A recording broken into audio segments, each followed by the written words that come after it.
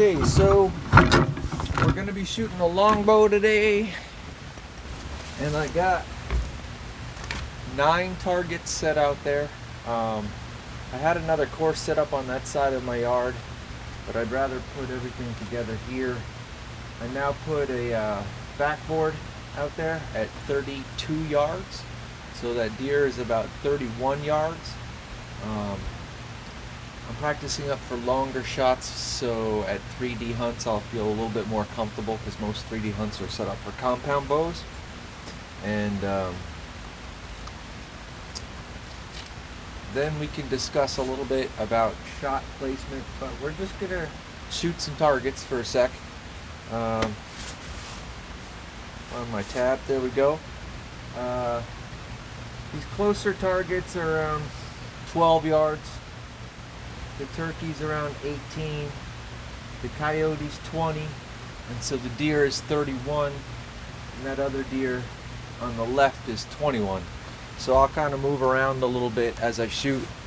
And again, this is all for 3D hunts. For real hunting, shot placement is very difficult. You have to use your own judgment on what that deer is going to do. I'm going to shoot and talk a little bit. So let's take out these closer guys. I did take 3 shots earlier today, so these are not the first shots of the day. Let's start up close.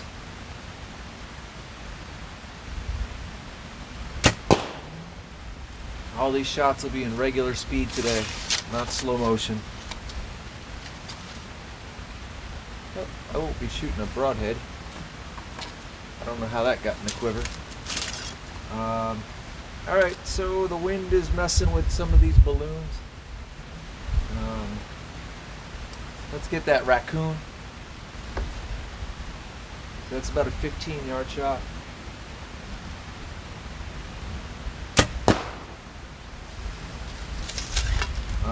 The balloon that I had set up on that deer's head, since the wind is blown, if I hit it now I won't hit the target, so we might avoid that one. We'll get the zombie. Since it's a zombie, you got to put the balloon on the head.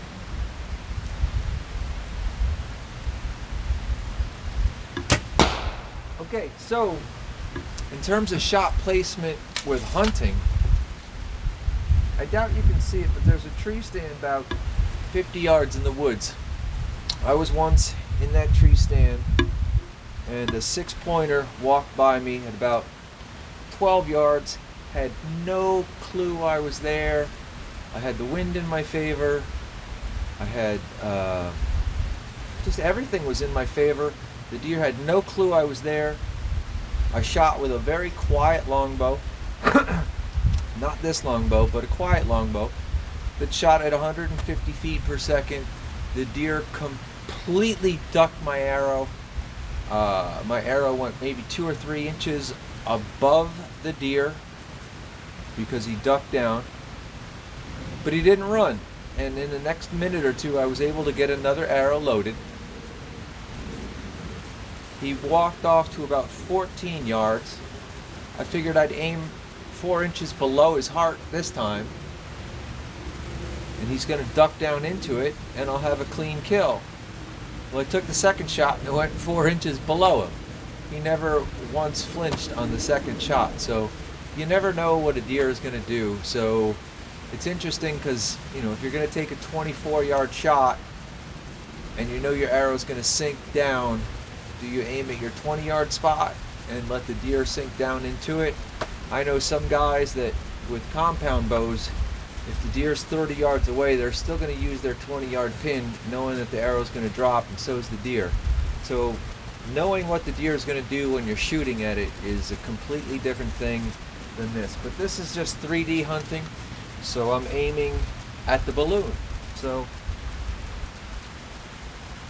looks like that closer target moved a little left. If I take that shot, I think I can get target and balloon.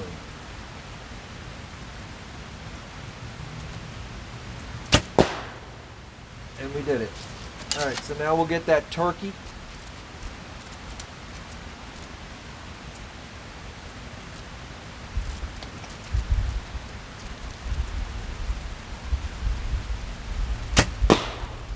since I aim instinctively, I have to progressively aim a little higher the further out I go. So those shots were all pretty close, and I'm aiming relatively about an inch above where I want the arrow to go.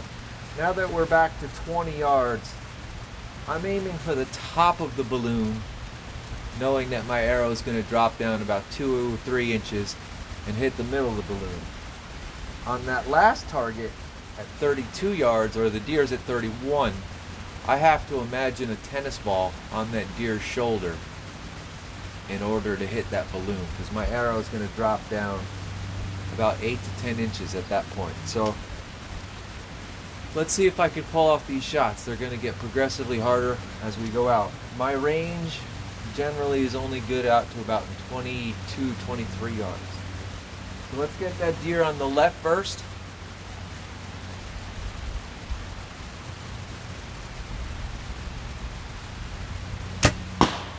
And we got it. Now we'll go for that coyote. Again, that's 20.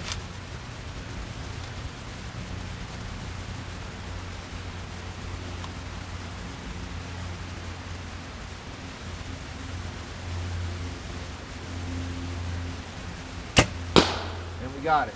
All right, so now this last shot, like I said, I'm going to imagine a tennis ball on that deer's shoulder and try to get it. But I want a really good arrow. This looks like a good one. So hopefully I can pull this off. I got a buttload of arrows to back me up, but let's see. 3 or 4 times in my life I've had a big buck walk by at 30 yards, and I've said, no, I can't take that shot because I had a longbow. Like I said, there's so many things that can go wrong. Well, I didn't say that before, but when you're shooting with a longbow, let me put it in a comparison. If I'm shooting my crossbow, that arrow's going 335 feet per second. The deer has little time to react. I'm going to get great penetration. It's going exactly where I want it. I'm aiming at the deer's heart, and I'm usually hitting the heart. Everything I've ever shot with my crossbow has come home with me. With my compound bow, my arrow is going at 224 feet per second. That's still giving the deer very little time to react. You can take shots up to 25, 30 yards with that. Still aiming for a general area about 6 inches. I'm aiming very specifically, but anyway, this bow only shoots at 160 feet per second. So every time you go down, and I'm getting to the longbow, a lot more things could go wrong because it takes the arrow longer to get there. And once like I said, beyond 23 yards, I'm not really good. So let's see if I can put my money where my mouth is and hit this shot. 31 yards. Here we go. It's nice to have that backboard though.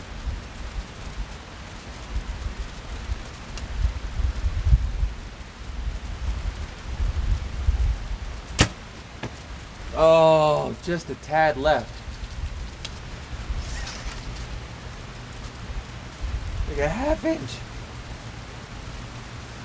I'm going through puberty.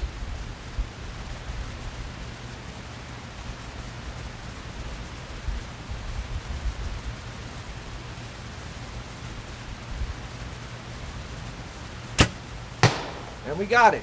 All right. Y'all have a good day. Aim small.